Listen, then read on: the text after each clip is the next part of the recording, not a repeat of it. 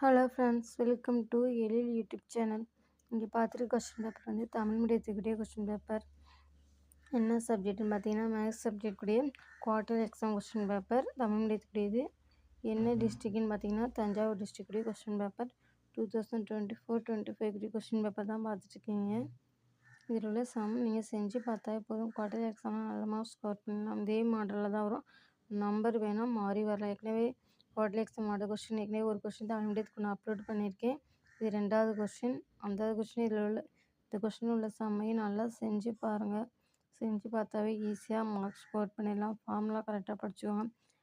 Geometry பொறுத்தவரை நல்லா வரைஞ்சி பார்த்துக்கோங்க. டிகிரி சென்டிமீட்டர் குறிக்கலாம் கரெக்டாக குறிக்கணும்.